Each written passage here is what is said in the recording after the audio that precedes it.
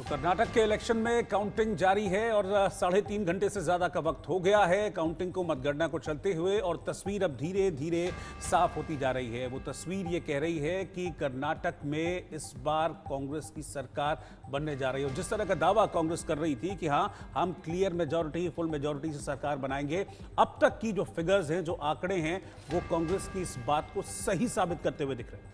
और इस दौरान कांग्रेस के ऑफिशियल ट्विटर हैंडल से वीडियो भी जारी किया गया है जिसमें राहुल गांधी की भारत जोड़ो यात्रा की तमाम तस्वीरें हैं और लोगों का साथ विश्वास राहुल गांधी के साथ मिलता हुआ नजर आ रहा है। यानी कि 21 दिन का वो जादू अब कर्नाटक इलेक्शन में नजर आया। हालांकि रैलियां भी खूब हुई, रोड शो भी खूब हुए। बिल्कुल रचना, कुछ दिलचस्प तस्वीरें हैं, कुछ दिलचस्प आंकड़े हैं, जरा वो दिखा के आता हूं मैं अपने दर्शकों को, फिर उसके बाद हम चर्चा आगे जारी रखेंगे। लेकिन बहुत इंपॉर्टेंट है ये कांग्रेस के लिए, क्योंकि ये रिवाइवल बहुत जरूरी था कांग्रेस के लिए।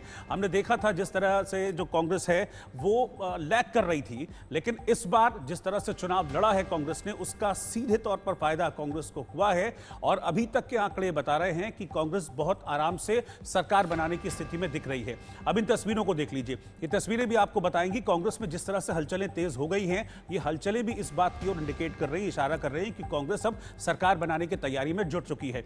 एक तो जगह जगह जश्न मनाए जा रहे हैं। अब आप देखेंगे कि जो जश्न मना रहे हैं कार्यकर्ता, इनके हाथों में गदा है, बजरंगबली की तस्वीरें हैं, तो ये इंडिकेट कर रहे हैं एक तरीके से कि नहीं, बजरंगबली को सिर्फ आप ही नहीं, बजरंगबली को हम भी मानते हैं, लेकिन हमने बजरंगबली को मुद्दा नहीं बनाया और उसका सीधा फायदा हमको मिला और इस बार हम चुनाव में जीत हासिल करने जा रहे हैं। 3.5 घंटे से ऊपर का वक्त हो चुका है, काउंटिंग लगातार चल रही है, लेकिन इस बीच एक जो एक निर्णायक बढ़त है वो लग रहा है मुझे कि कांग्रेस ने बना ली है। इन तस्वीरों को देखिए, ये तस्वीरें कांग्रेस कार्यकर्ताओं के जोश की ओर इशारा कर रही हैं, क्योंकि कर्नाटक में ये जीत एक रिवाइवल की तरह है कांग्रेस के लिए। कर्नाटक में जीत की ओर कांग्रेस बढ़ती हुई दिख रही है और जिन मुद्दों पर चुनाव कांग्रेस ने लड़ा वो मुद्दे बिल्कुल सटीक बैठे, उसने जनता को हिट किया और उसका सीधे तौर पर फायदा कांग्रेस को मिलता हुआ भी नजर आ रहा है और इसीलिए कांग्रेस के कार्यकर्ता जगह जगह जश्न मना रहे हैं।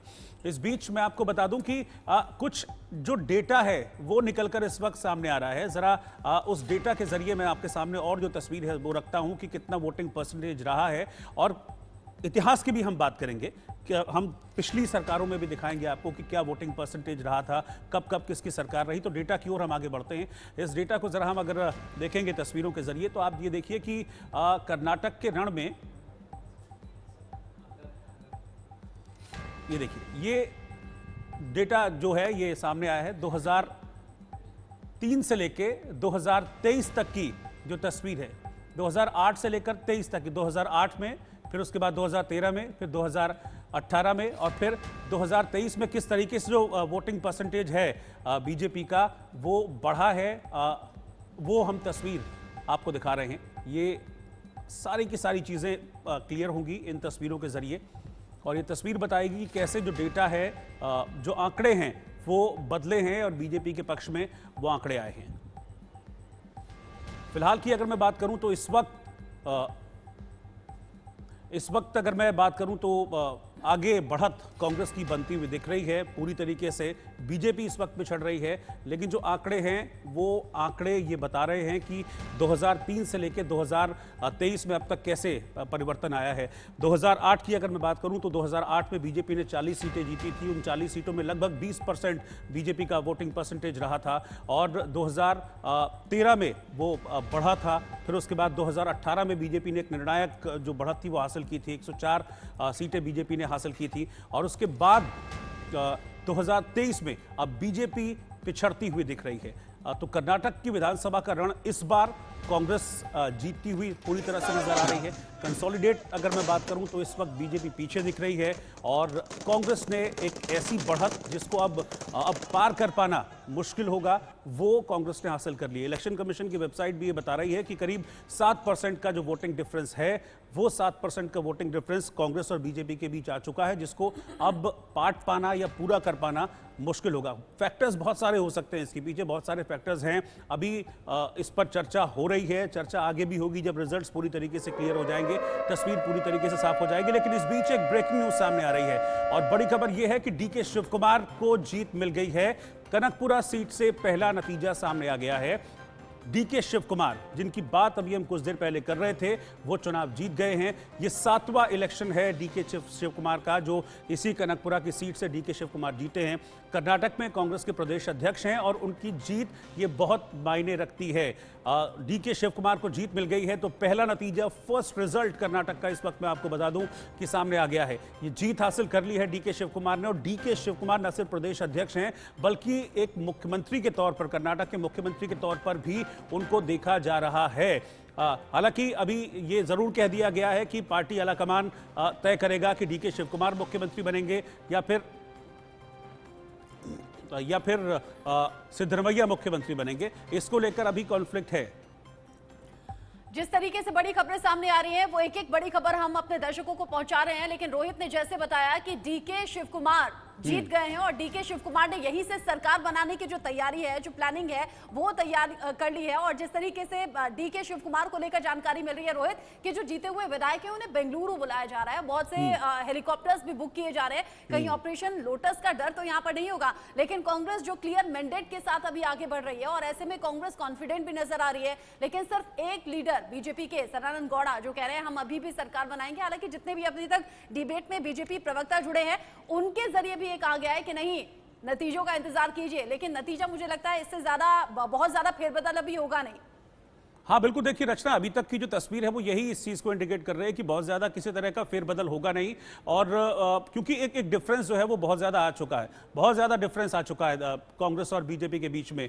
और जो कांग्रेस की तैयारियां हैं वो भी इस चीज को इंडिकेट कर रही हैं। आप देखिए ना कि कांग्रेस अब जिस लेवल पर जाकर तैयारी कर रही है, सारे विधायकों को कांग्रेस अब बेंगलुरु बुला रही है, तो ये इंडिकेट कर रहा है कि उनको इस बात का पता लग चुका है, उनको जीत की महक आ गई है और इसलिए वो बड़े लेवल पर तैयारी करनी शुरू कर दी है। इससे भी इंपॉर्टेंट ये है कि बीजेपी में किसी तरह की हलचल ना होना। ये दोनों चीजें इस ओर इशारा कर रही हैं कि बीजेपी को भी पता है कि अब अगले 1-2 घंटे की वो बात तो कर रहे हैं कि अगले 1-2 घंटे में हम इंतजार करेंगे और फिर उसके बाद बताएंगे, लेकिन क्या ऐसा हो पाएगा, ये एक बड़ा सवाल रचना है। ये मुझे बहुत मुश्किल दिख रहा है इस वक्त कि बीजेपी अब वापसी कर पाएगी। भले ही अब देखिए, जब तक रिजल्ट नहीं आएंगे उनके नेता इस तरह की बात जरूर करेंगे, लेकिन अब मुझे लग रहा है कि गेम ओवर हो गया। और जिस तरीके से ये कहा भी जाता है, साउथ के लिए द गेटवे ऑफ साउथ, यानी कि बीजेपी के लिए कर्नाटक एकमात्र ऐसा राज्य था जो साउथ में जहां सत्ता बरकरार थी। आलोक सर भी हमारे साथ हैं, अरविंद सर हैं और साथ ही साथ एक मिश्रा हमारे साथ जुड़े हुए हैं। जो रुझान अब तक सामने आ रहे हैं, Alok sir, the gateway of south क्या बीजेपी के लिए बंद, साउथ का एकमात्र राज्य हाथ से निकलता हुआ, जो अभी तक के रुझान है? और अगर जीत होती तो ये कहा जाता कि प्रधानमंत्री नरेंद्र मोदी के नाम पर चुनाव लड़ा गया और प्रधानमंत्री ने चुनाव जिता लिया। अभी किस पर जाएगी जिम्मेदारी? देखिए रचना जी, लोकसभा के चुनाव और विधानसभा के चुनाव में हमेशा से अंतर रहा है और इसलिए ये कहा जाएगा कि प्रधानमंत्री नरेंद्र मोदी यदि नहीं होते तो शायद ये सीटें और कम हो जाती, हो सकता था 50-60 पे पहुँच जाते। इस स्थिति में ये तो नहीं मानना चाहिए कि उनका रास्ता बंद हो गया है, क्योंकि ये आज का अनुभव नहीं है। ये 80 में इंदिरा गांधी के समय में भी हुआ है, राज्य विधानसभा हारे और केंद्र में जीते। क्या रोहित जी कुछ आप कहना चाह रहे हैं? जिस तरह से जैसा इंदिरा गांधी के समय में होता था वही स्थिति आज भी है। मैं ऐसा मानना है कि कर्नाटक या किसी भी प्रदेश के चुनाव और केंद्र के चुनाव में यही अंतर है कि केंद्र के लिए लोग अभी भी, जो हमारे संवाददाता घूम रहे थे तो कहा गया कि नहीं, केंद्र में मोदी और यहाँ पर हमें अपने कांग्रेस। इस तरह की स्थितियाँ हमेशा होती है जब स्थानीय कहीं ना कहीं कमजोरी हो। और आज भी जो आंकड़ा दिखा रहे हैं, हम लोग दिखा रहे हैं, इसमें इस बात की गुंजाइश रहेगी कि पूरा बहुमत, यदि 114 के आसपास ही हुआ तो कोई समर्थन उनको इंडिपेंडेंट का लें या जेडीएस के साथ उनका कुछ समझौता हो ताकि स्थायी सरकार दे सके। बहुत ही बिल्कुल थिन मार्जिन होने पर दिक्कत आई। 40 मिनट 42 मिनट हो गए हैं तो बहुत ज्यादा फेरबदल होगा, इसकी गुंजाइश कम लगती है। हालांकि करीब 50 के करीब ऐसी सीट हैं जो अभी तक की जानकारी मिल रही है कि 500 से 1000 तक का अंतर है। बहुत ज्यादा अंतर अभी तक की काउंटिंग में है नहीं। राकेश कुमार सिंह भी हमारे साथ जुड़े हुए हैं न्यूज रूम से, सीनियर कुलीग है हमारे साथ। और जिस तरीके से दशकों से आपने राजनीति कवर की है, खासतौर से बीजेपी, राकेश, अभी जो कर्नाटक में रुझान सामने आ रहे हैं उसके लिए क्या आपको लगता है, क्या वजह रही? ये सवाल भी हम पूछेंगे राकेश कुमार सिंह से, लेकिन उनके साथ विवेक तनखा जी हैं इस वक्त। सीधा मैं, Rakesh ji over to you, आप बात कीजिए उनसे। देखिए, जिस तरह से कर्नाटक में कांग्रेस जो है शुरुआती रुझान में बढ़त बना ली है, हमारे साथ कांग्रेस के वरिष्ठ नेता और राज्यसभा सांसद विवेक तन्खा साहब जुड़ रहे हैं। विवेक जी, 24 अकबर रोड और बेंगलुरु में जो है जश्न का माहौल है, किस तरह से देखते हैं? आखिरकार कौन ऐसे मुद्दे रहे जिनके बलबूते जो है कांग्रेस शुरुआती रुझान में आगे चल रही है? राकेश जी, मैं तो शुरू से कन्विंस था कि कर्नाटका में एंटी इनकम्बेंसी बहुत हाई थी। मैं तो एक्सपेक्ट कर रहा था 130 प्लस, बल्कि मेरे एक्सपेक्टेशन से भी थोड़ा कम है। एंड देखिए, जब आप गवर्नेंस में डिलीवर नहीं कर पाते हो, corruption becomes a major issue आपके स्टेट में। और जिस तरह से वहां खाली तमाशे ज्यादा हो रहे थे, गवर्नेंस कम हो रहा था। आप हर चीज को पोलराइज्ड वे में देखते थे, आप पूरे वक्त सोसाइटी को पोलराइज करने में लग रहे थे।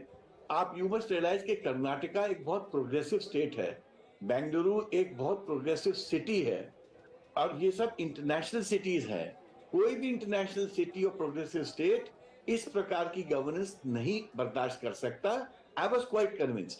देखिए, अगर कर्नाटका को एक स्टेबल गवर्नेंस चाहिए, स्टेबल एटमॉस्फेयर चाहिए और अच्छा बनने के लिए, तो उनको चेंज लाना ही था। इसलिए I am not surprised with what is happening in Karnataka. जिन स्टेट्स में बीजेपी ने अपना डेवलपमेंट मॉडल को छोड़ के पोलराइजेशन का मॉडल अडॉप्ट करके सोसाइटी में उथल पुथल किए, आप देखिएगा।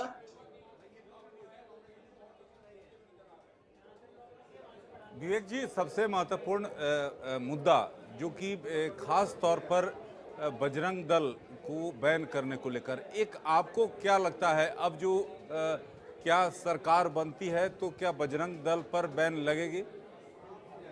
आपको अंदाज नहीं है कि किसी भी चीज को बैन करना अब आपके और मेरे हाथ में नहीं होता है। एक बहुत लंबी जटिल लीगल प्रक्रिया होती है। किसी भी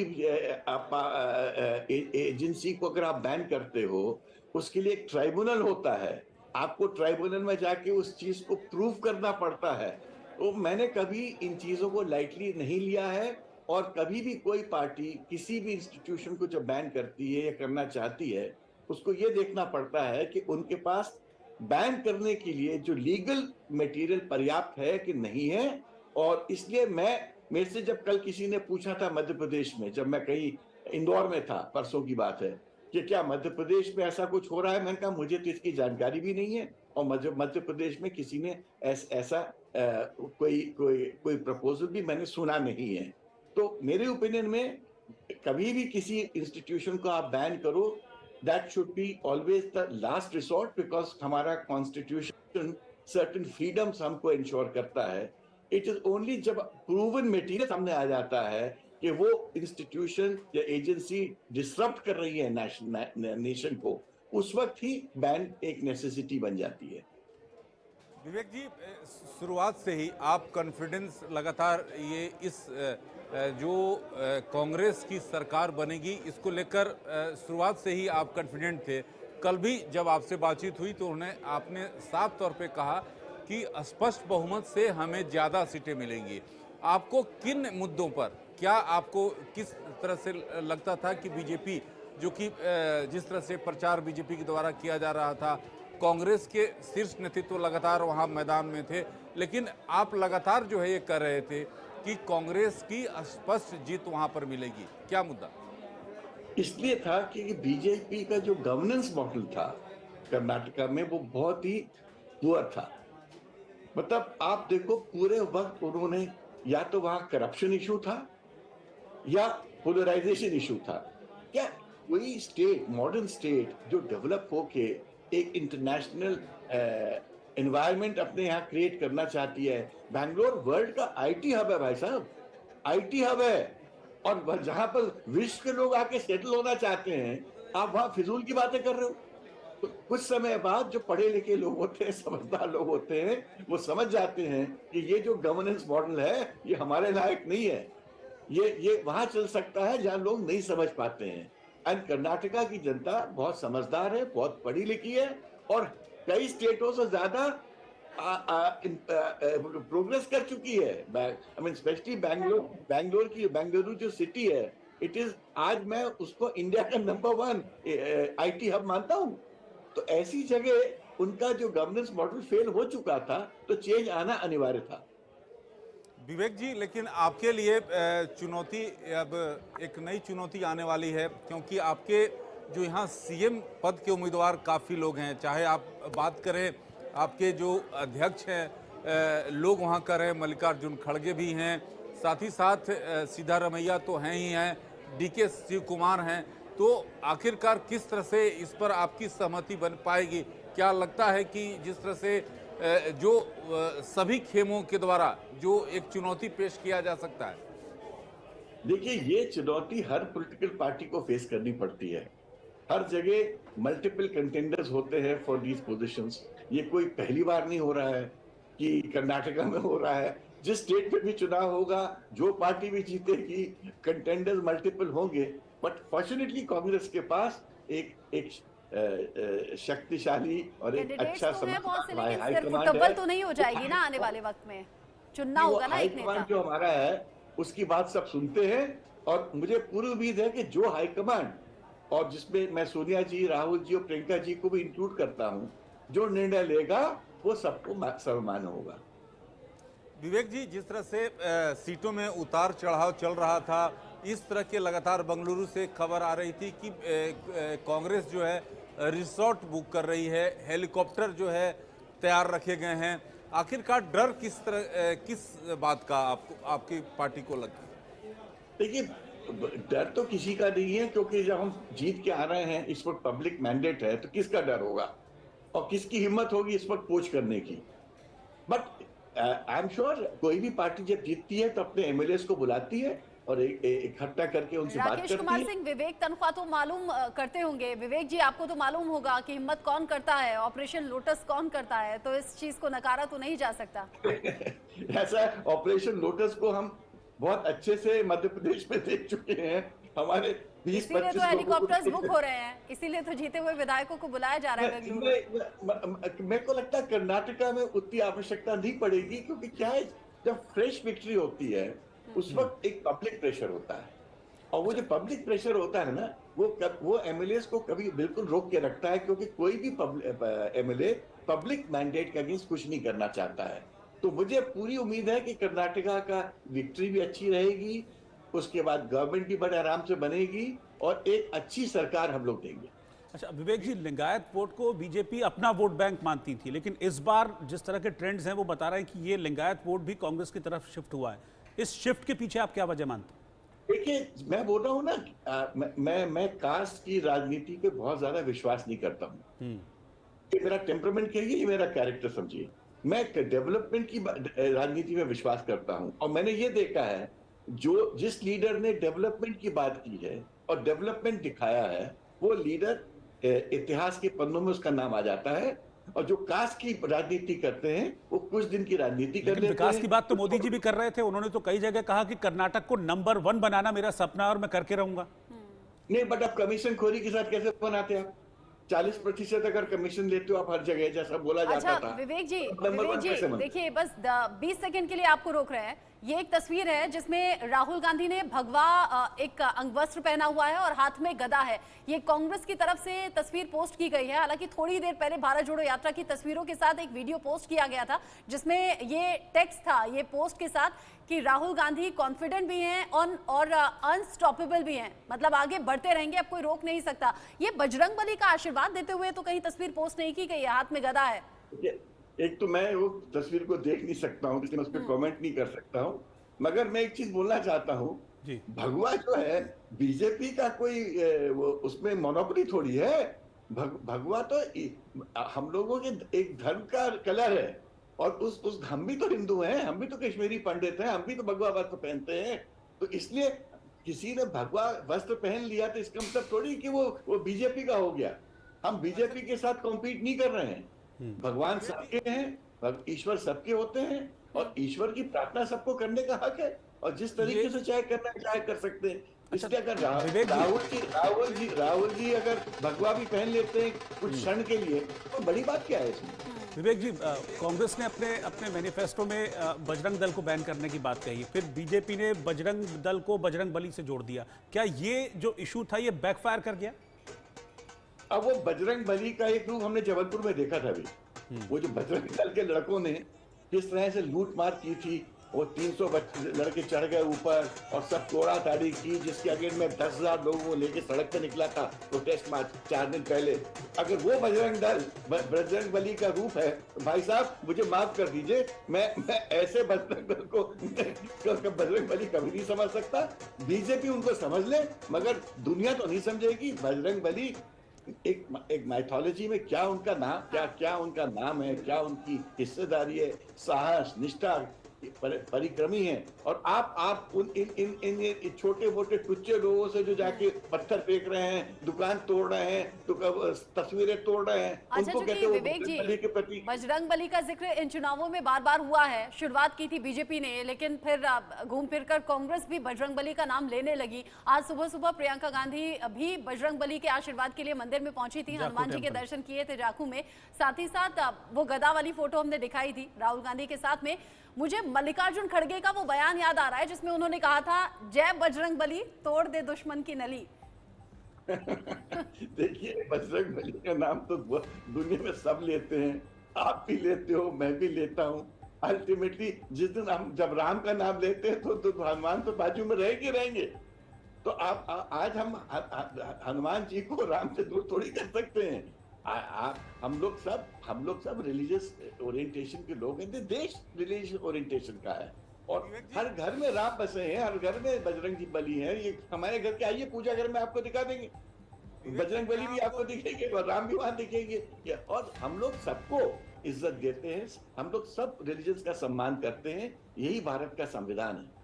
विवेक जी, क्या आपको लगता है कि कर्नाटक विधानसभा का चुनाव जो है, परिणाम उसके जो आने वाले विधानसभा चुनाव है जिसमें आपका भी राज्य है, तो उस पर असर पड़ेगा क्या? आज मध्य प्रदेश में लोग बहुत खुश होंगे, उनको समझ आ रही होगी कि दिसंबर के बाद एक नई सरकार आने वाली है। और हमको पता कि आज से कमलनाथ जी अपने हौसले को और बुलंद करके जब बाहर निकलेंगे तो लोगों को लगेगा कि कोई भावी लीडर निकल रहा है। सर, एक सवाल ये जो ये कर्नाटक का चुनाव था, इसमें बीजेपी कई नेशनल इश्यूज लेकर आई, लेकिन कांग्रेस बहुत स्टिक रही कि नहीं, हमको स्टेट इश्यूज पर ही रहना है, जो स्टेट की परेशानी है उनको एड्रेस करना है और उनको उन्हीं की बात करनी है। तो और उसके बाद जिस तरह के नतीजे अब सामने आ रहे हैं, ये बता रहे हैं कि हाँ, अब पब्लिक समझने लगी है कि हाँ, हमारी जरूरत क्या है, आप बरगला नहीं सकते। 100%। देखिए, म्यूनिसिपल इलेक्शन म्यूनिसिपल इश्यूज पर लड़ा जाता है, स्टेट का इलेक्शन स्टेट इश्यूज पर लड़ा जाता है और नेशनल इलेक्शन नेशनल इश्यूज पर लड़ा जाता है। अब आप हर चीज को म्यूनिसिपल इलेक्शन में भी अगर आप मोदी जी और अमित शाह जी उसको नेशनल इशू बना के पहुंच जाएं तो क्या वो जीत जाएंगे?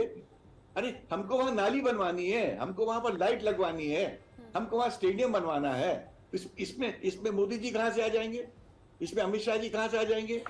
और इवन जैसे हम पार्लियामेंट के इलेक्शन में आपने मोदी जी को जिता दिया, क्या उससे वो जो एमपी आपने जिसको बनाया है, क्या वो आज जाके मोदी जी से कह सकता है कि जबलपुर में स्टेडियम ले आइए या जबलपुर में क्रिकेट मैच करवा दीजिए? तो देखिए, ये एक भ्रम था। उस भ्रम में कुछ चुनाव हो गए हैं, वो भ्रम अब टूट रहा है। हाँ। अब आप नहीं, अच्छा, जब भ्रम टूट रहा है, 2023 में कर्नाटक विधानसभा चुनाव के जो रिजल्ट्स हैं वो धीरे धीरे सामने आ रहे हैं। अभी रुझान रिजल्ट में तब्दील होंगे, लेकिन विवेक जी, 2023 के सिलेक्शन को 2024 से जोड़कर देखें क्या?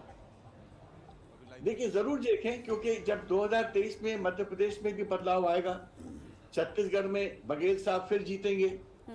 मुझे उम्मीद है कि इस चुनाव के बाद सचिन जी और गहलोत जी भी एक नई व्यवस्था के बारे में सोचेंगे, अपना झगड़ा खत्म करके कांग्रेस को वहां जिताने की बात हम लोग फिर सोचेंगे।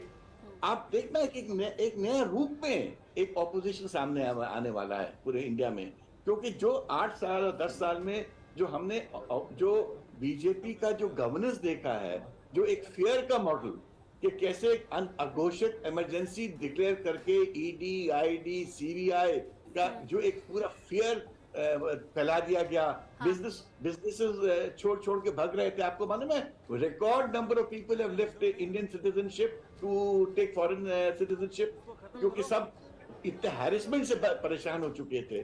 तो एक प्रकार से ये एक हैरेसमेंट का एरा है which has to end. Rahul Gandhi, Priyanka Gandhi तो बहुत एक्टिवली रोड शो किया, रैलियां की, लोगों के बीच में पहुंचे, भाषण दिया, स्थानीय मुद्दों की बात की, लेकिन मल्लिकार्जुन खड़गे के लिए ये इलेक्शन चूंकि कांग्रेस के अध्यक्ष के तौर पर भी था, बड़ी जिम्मेदारी थी। क्या कर्नाटक के लोगों ने इसलिए भी ज्यादा सपोर्ट किया और उनके बेटे प्रियांक खड़गे वो लगातार आगे चल रहे हैं रुझानों में? देखिए क्यों नहीं, तो खड़गे जी वहाँ के एक बहुत पुराने और बहुत रिस्पेक्टेड लीडर हैं। मैं जब भी खड़गे जी से बात करता था तो मुझे अपनी कर्नाटका की हिस्ट्री मुझे बताया करते थे कि उन्होंने पता नहीं 11-15 कितने चुनाव लड़े हैं। मैं तो पॉलिटिक्स में बहुत बाद में आया। मैं उनके बारे में सोचता था कि उनका कितना कंट्रीब्यूशन है कर्नाटका की पॉलिटिक्स में या पॉलिटिकल लाइफ में। तो निश्चित रूप से ऐसा व्यक्ति को जब सोनिया जी ने या पार्टी ने ठीक समझा और उनको पार्टी का प्रेसिडेंट बनाया, एक बहुत बड़ा सम्मान दिया, तो वो उस सम्मान से कर्नाटका प्रभावित तो हो गई।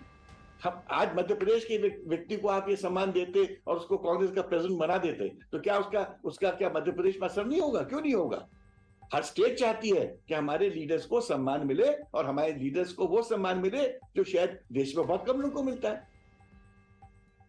2023 में अभी हम हैं, अभी तो कर्नाटक के बाद और राज्यों में विधानसभा चुनाव होने हैं, फिर 2024 की तैयारी होगी, लेकिन भारत जोड़ो यात्रा के 21 दिन कर्नाटक में राहुल गांधी ने बिताए और उसके बाद आज जो रिजल्ट्स हैं वो सामने कुछ ही टाइम बाद आ जाएंगे। लेकिन क्या अनस्टॉपेबल कहना राहुल गांधी के लिए, हम 2024 में क्या पीएम कैंडिडेट के तौर पर भी देख सकते हैं क्या राहुल को? देखिए अभी वो सब बातों की करना भी का मतलब नहीं है। राहुल जी ने अपने मुंह से कभी ये बात नहीं बोली है, कांग्रेस ने कभी ये बात नहीं बोली है।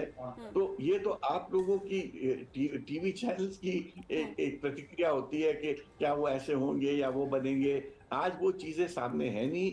आज हमको प्रजातंत्र को बचाना है। प्रजातंत्र को बहुत बड़ा खतरा है बीजेपी की स्टाइल ऑफ गवर्नेंस से। हमको इंस्टीट्यूशंस का एडिफिस बताना है जो कोलैप्स कर रही हैं। हमको जुडिशरी को बचाना है, हमको सीबीआई को ठीक करना है, हमको ईडी की मिसयूज बंद करनी है, इंडियन इनकम टैक्स डिपार्टमेंट का जो मिसयूज हो रहा है ये सब बंद करना है। तो अब मेरा कहना यह है कि अब वक्त आ गया है कि हम अपने कॉन्स्टिट्यूशनल मॉडल पे वापस आए। जो अनकॉन्स्टिट्यूशनल मॉडल जो चल रहा था इसका कभी ना अंत होना चाहिए। जी विवेक जी नमस्कार, मैं मनोज मनु बोल रहा हूं। लेकिन तमाम सारी तस्वीरें तो दिखाई दे रही हैं, लेकिन इन तस्वीरों के बीच आने वाले समय में मध्य प्रदेश, छत्तीसगढ़ और राजस्थान ये विधानसभा चुनाव मौजूद हैं। लेकिन इन चुनाव में जो सबसे बड़ी चुनौती क्या होगी? बीजेपी कोशिश करेगी कि इन चुनाव को राष्ट्रीय मुद्दों पर लेकर जाए, और कांग्रेस की कोशिश क्या होगी, जो कि कर्नाटक में हमने देखा कि वो इस चुनाव को स्थानीय मुद्दे पर खींचने में कामयाब रहा। और प्रियंका गांधी पर ने भी साफ तौर पर कहा कि हमें अर्जुन की तरह नजर को बनाए रखना है, यानी कि हमें इधर उधर ध्यान नहीं देना है बल्कि स्थानीय मुद्दों पर ध्यान देना है। देखिए मेरे ओपिनियन में स्टेट का इलेक्शन होना ही चाहिए। स्टेट के मुद्दों पे हम स्टेट का इलेक्शन अगर नेशनल मुद्दों पे करेंगे तो स्टेट क्या गेन करेगी उससे? कि स्टेट का क्या फायदा है? अरे हमको तो स्टेट के लीडर्स चाहिए जो स्टेट को बनाएंगे, बन पाएंगे।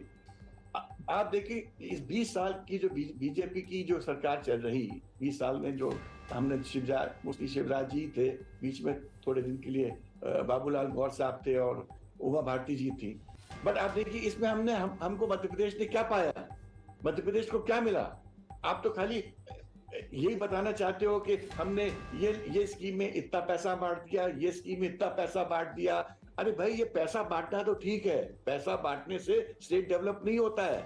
आप बताओ कि स्टेट में आपने कैसे नौकरियां दिलाई? क्या आप बताओ स्टेट को इंडस्ट्रियलाइजेशन कैसे किया?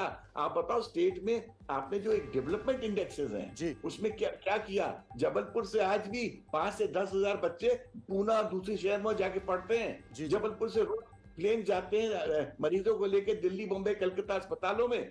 अरे आपने ना अस्पताल बनाए, ना आपने एजुकेशनल इंस्टीट्यूशंस डेवलप किए, ना आप इंडस्ट्री लाए, ना नौकरी दे पाए। आप खाली अच्छी बातें करके आप लोगों को लुभाना चाहते हो और फिर पैसा बांट के आप सोचते हो कि आप उनका दिल जीत लोगे। अगर पैसा बांट के ही अगर सरकार चलनी है जी तो फिर सरकार की क्या जरूरत?